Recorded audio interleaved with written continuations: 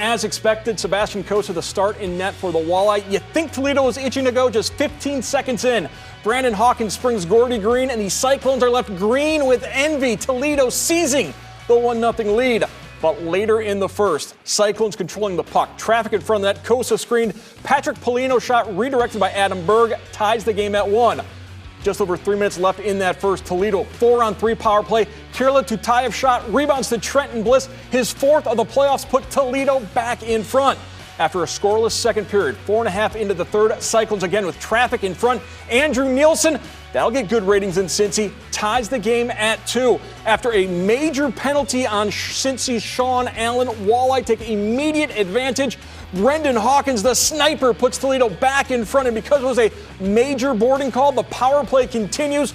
Off the rebound, Gordy Green opened the scoring, and he gives the all-important 2-goal lead to the Walleye. In fact, the Fish would add 2 more power play goals on that major penalty. Green and Bliss with 2 goals apiece. Walleye win 6-2. They take the series lead over the Cyclones. We knew they were probably going to be a little bit aggressive, trying to show us that they're not tired, that they're ready to play, and we just took advantage of a deep pinching and made a couple of nice plays, and Gordy was able to get the goal for us. So good start. Obviously got the bench rolling here, and we think Cincinnati does have a good PK. They can score shorthanded goals. They're aggressive at the right times. We just made the plays and found the back of the net at the right time tonight here. And obviously those are the ones you want to make them pay, though. If they're going to take 5-minute majors and put us up 5-on-3 as well with those undisciplined penalties, those are the ones you have to make teams pay for.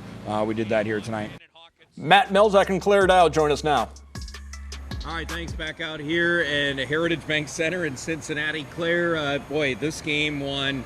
I think there's 2 things that really stood out. A, Toledo's speed was a problem for Cincinnati tonight, and B, that power play you have to mention. My goodness. Not only did they have a power play goal in the first period, but they followed it up with 4 power play goals in just about 4 minutes, just over 4 minutes. I mean, that's exactly what Toledo needed to do when Cincinnati commits a 5-minute major. I mean, you got to make them pay, and they did that tonight, and then some. Yeah, Sean Allen goes in with that big head hit on Charlie Curdy.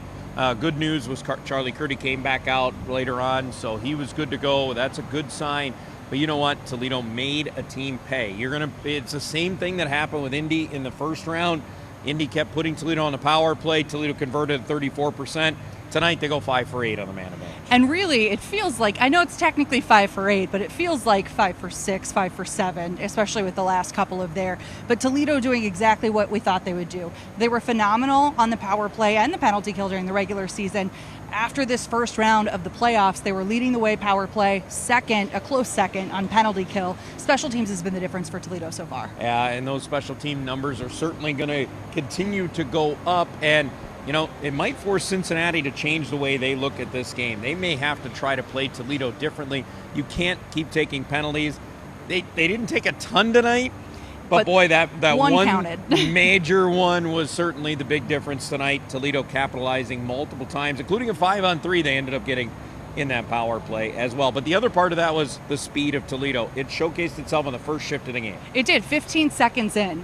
Coach Watson told you before the game he wanted a fast start, and they got just that. 15 seconds in, you score a goal. There was a big question, rest versus rust, coming into tonight, and I think that we could safely say there was no rust for Toledo. No rust, all rest. They were ready to go, and they got after it tonight. Toledo with a 1-game series lead over Cincinnati. They'll try to really get a nice lead in this series tomorrow night right here in Cincinnati.